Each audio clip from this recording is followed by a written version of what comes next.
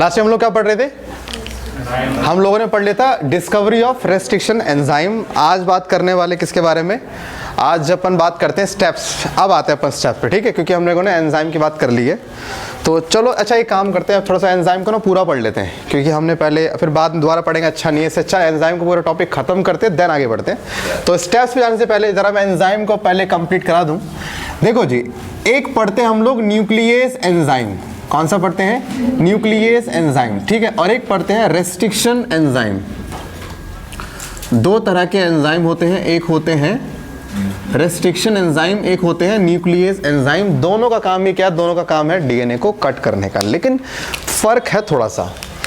Nucleus नाम क्यों पड़ा? क्योंकि ये न्यूक्लिक एसिड को डाइजेस्ट करता है। आप लोगों ने कभी सोचा है, नहीं सोचा मुझे नहीं पता, आप लोग जब खाना खाते हो तो आपका जब फूड ईसोफेगस से नीचे जाता है तो कहीं ना कहीं वो ईसोफेगस के सेल से टच होता हुआ जाता होगा, तो ईसोफेगस के सेल्स भी उस फूड में मिक्स हो जाती होंगी। तो उस सेल का जो प्रोटीन है चलो स्टमक में डाइजेस्ट हो जाएगा, फैट है वो स्मॉल इंटेस्टाइन में, और शुगर है अगेन वो भी स्मॉल इंटेस्टाइन में। कहने का मतलब क्या है? सब चीजें हजम हो जाएंगे, लेकिन जो डीएनए उस सेल का आरएनए है उसको कौन हजम करेगा भाई?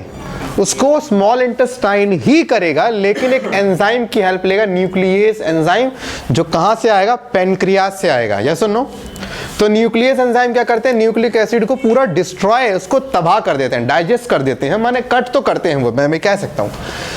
तो सर जब न्यूक्लियस डीएनए को काट सकता है तो हमने फिर इस पे इतना क्यों उछले? इस पे था क्या जो मुझसे इतना मतलब इतना खुश हो गए, चलो ठीक है ठीक है। अरे फर्क सुनो एक बारी, न्यूक्लियस में दो टाइप होते हैं, एक होता है एंडोन्यूक्लियस और एक होता है एक्सोन्यूक्लियस। दोनों में फर्क देखना, दोनों में कितना बड़ा फर्क होता है। और अगर मैं रेस्ट्रिक्शन एंजाइम की बात करूं तो यहां पे रेस्ट्रिक्शन एंजाइम दो टाइप में आएगा, एक रेस्ट्रिक्शन एंडोन्यूक्लियस और रेस्ट्रिक्शन एक्सोन्यूक्लियस, ठीक है। तो यहाँ पे रेस्ट्रिक्शन एंडो और एक्सो। हाँ भाई, तो endonuclease, exonuclease, restriction endonuclease, restriction exonuclease. जरा देखता हूँ एंडोन्यूक्लियस की कहानी।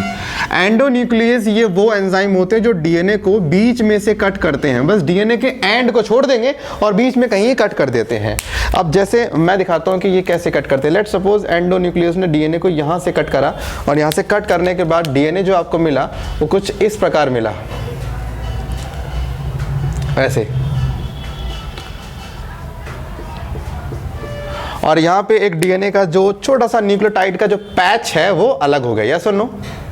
ये पूरा अलग हो गया।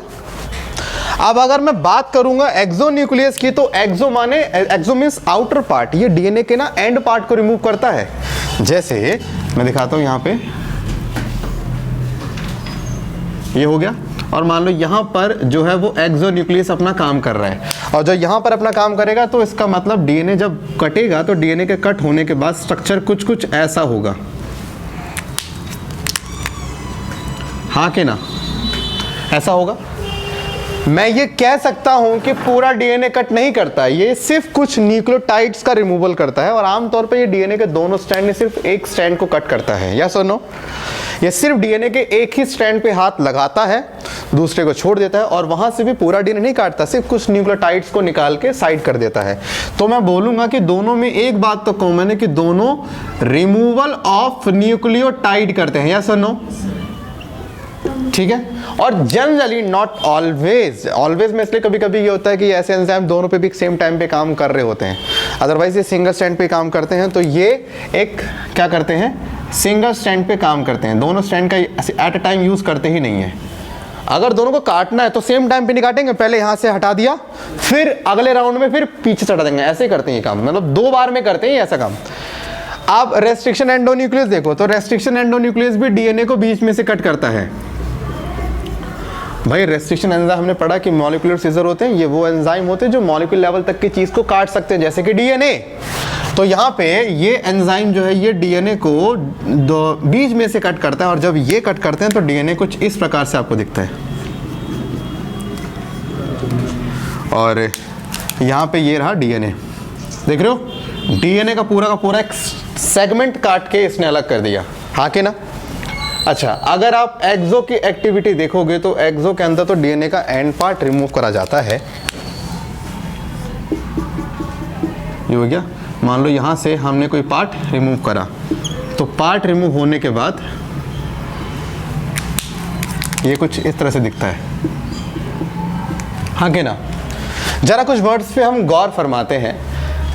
एंडो मतलब in between the end of the DNA, DNA के दो एंड के इन बिटवीन, बीच में कहीं भी काट दो, एंडोन्यूक्लियस।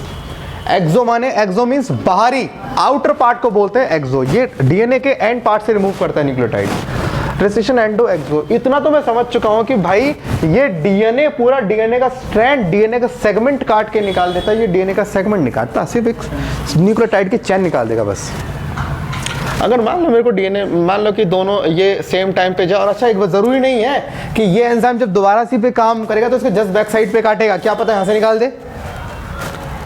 बताओ एक खास बात और, अगर ये डीएनए है, डीएनए के दो एंड को छोड़ के आपको बीच में कट मारना है, अगर आपने एंडोन्यूक्लियस का यूज करा तो ये डीएनए में कहीं भी कट मार देता, रैंडमली कहीं भी कट मार देगा, कहीं भी, कोई फिक्स नहीं होता इसका।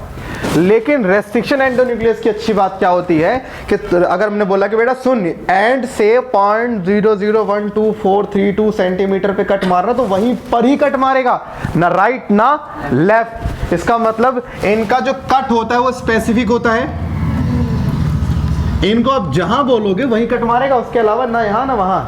उनका क्या है, कहीं भी कट मार देगा। लेकिन हाँ, डीएनए के एंड के बीच में कट मारेगा ये, क्योंकि एंड पे तो कट मार सकता नहीं है क्योंकि एंडोन्यूक्लियस है। लेकिन मजे की बात, इसमें बहुत सारी लेंथ है ना, कहीं भी कट मार सकता है, यस और नो। तो भाई मैं कहना ये चाह रहा हूँ कि एंडोन्यूक्लियस एंजाइम वो होते हैं, वो एंजाइम जो डीएनए में कुछ पर्टिकुलर न्यूक्लियोटाइड का पैच निकालते हैं, और इन पे ये जो कट मारते हैं वो कोई स्पेसिफिक सीक्वेंस में तुक्का है, जहाँ लग गया, हाँ कि ना। और ये क्या होते हैं, रेस्ट्रिक्शन एंजाइम। ये जो एंडोन्यूक्लियस है, चाहे एक्सो की बात कर लो, आप कोई भी बात कर लो, जैसे यहाँ पे क्या है, ये कहीं भी हटा, यहाँ से कट मार देगा, यहाँ से मार देगा, कहीं से भी रिमूव कर देगा एंड का पार्ट। वो क्या है, आप जहाँ से बोलोगे वहीं पे कट मारेगा, उसके ना तो लेफ्ट ना राइट।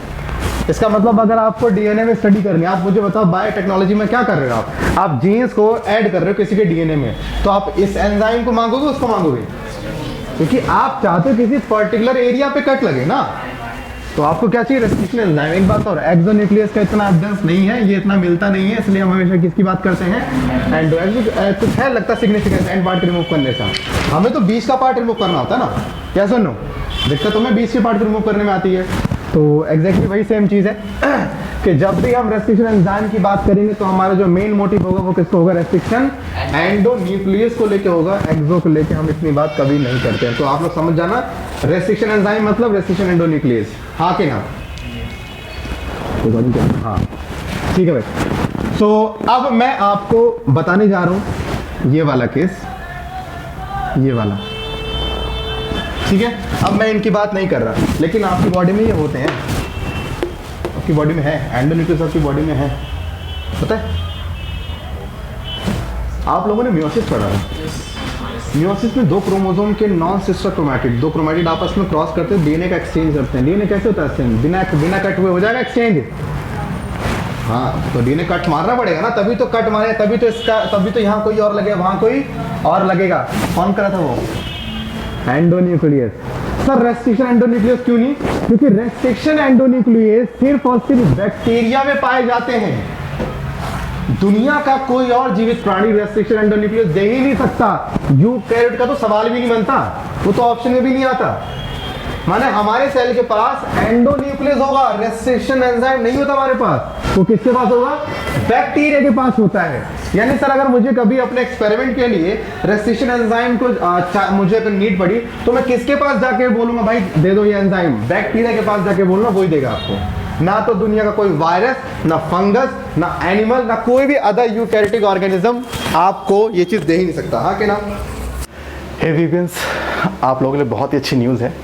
आप में से बहुत लोग हैं जो मुझसे पढ़ना चाहते हैं फ्री ऑफ कॉस्ट, और मेरे पास थोड़ी सी समय की कमी होने के कारण मैं आपको नहीं पढ़ा पाता ठीक है, तो मैं आपको यूट्यूब पे आपको करने देता रहता हूँ।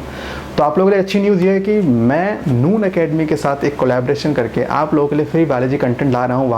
वहाँ मैं डेली आप लोगों को पढ़ा रहा हूँ फ्री ऑफ कॉस्ट, कोई आपको चार्ज नहीं देना।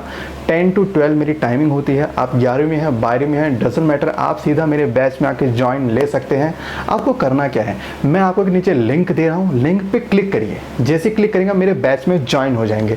और इतना ही नहीं भाई, अपने जितने दोस्त हैं उनको भी बोल दो be a part of VBN, ठीक। तो VBNs बनने का आपका बहुत अच्छा मौका दे रहा हूँ मैं, फ्री ऑफ कॉस्ट, कोई चार्ज देना नहीं, और बिल्कुल आपको जैसे क्लास में पढ़ाते बिल्कुल वैसा ही पढ़ाया जाएगा। तो बस नीचे लिंक दिया, फटाफट क्लिक करो, फिर मिलते हैं। Okay bye.